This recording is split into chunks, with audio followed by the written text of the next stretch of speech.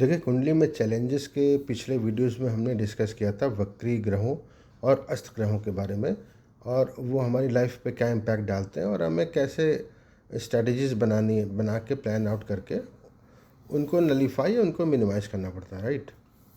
आज हम बात करेंगे दृष्टि पे, जिसे कि इंग्लिश में एस्पेक्ट भी बोलते हैं। तो बेसिकली हर ग्रह को कुछ कोई ना कोई दृष्टि प्राप्त होती है ज्योतिष शास्त्रों के अकॉर्डिंग। जैसे शनि को तीसरी, सातवीं और दसवीं, गुरु को पाँचवीं, सातवीं और नवीं, मंगल को चौथी, सातवीं और आठवीं, मतलब ये जहाँ पर बैठे होते हैं उनसे इन नंबर के भावों पर अपनी दृष्टि डालते हैं। पॉजिटिव एंड नेगेटिव वो डिपेंड करेगा कि कुंडली में ये बली हैं या पीड़ित हैं, राइट।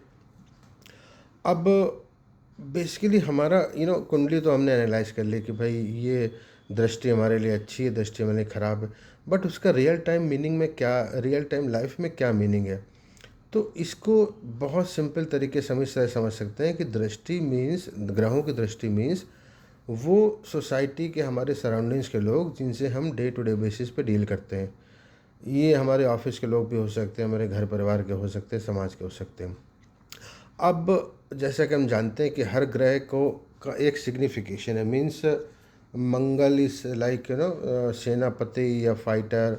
गुरु मीन्स सीनियर गुरु, घर के माता पिता भी गुरु हो सकते हैं, गुरु बॉस भी हो सकता है, गुरु कोई मेंटोर भी हो सकता है।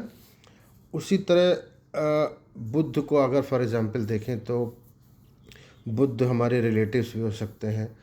तो अब इसमें क्या देखना पड़ेगा, फाइन ट्यून क्या करना पड़ेगा कि हमें देखना पड़ेगा कि हमारे जिस भी भाव पे, for example let's say marriage भाव पे, सेवन्थ हाउस पे किसी XYZ ग्रह की दृष्टि पड़ रही, लेट्स से कि गुरु की कोई दृष्टि पड़ रही, बट गुरु वहाँ पर पीड़ित है, गुरु वहाँ पर बलि नहीं है बल्कि पीड़ित है।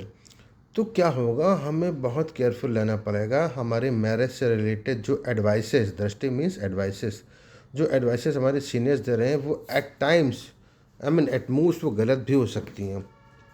तो we need to be very careful. और इसी तरह अगर अगर गुरु की दृष्टि अच्छी है, गुरु शुभता लिए हुए है कुंडली में और अच्छी दृष्टि से दिख रहा है, मैरिज हाउस को ही एग्जांपल लेते हैं, तो हमारा जो मेंटोर होता है, सीनियर होता है फैमिली का, वो गाइड होता है या कोई वेल विशर रिलेटिव होता है, वो हमें मैरिज रिलेटेड अफेयर्स में हमेशा ही अच्छी एडवाइस देगा। इसी तरह लेट्स से कि कम्युनिकेशन का कारक जैसे बुध होता है।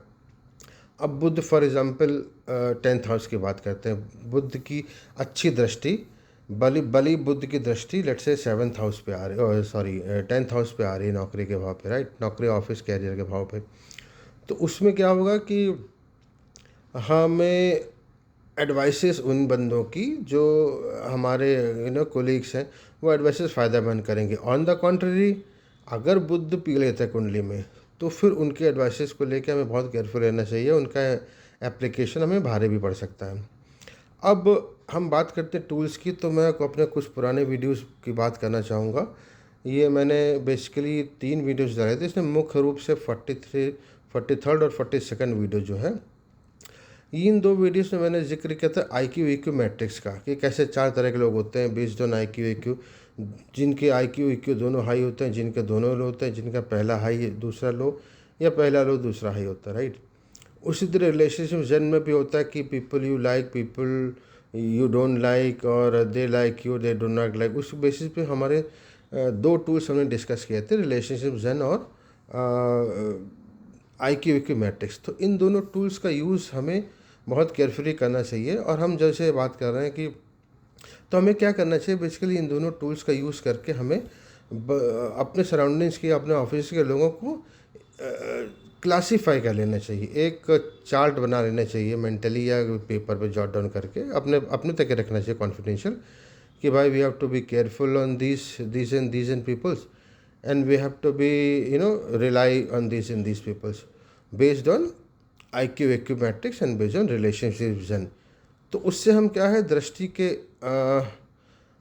रॉन्ग सिग्निफिकेंसेस को मिनिमाइज कर पाएंगे और राइट सिग्निफिकेंसेस को मैक्सिमाइज कर पाएंगे।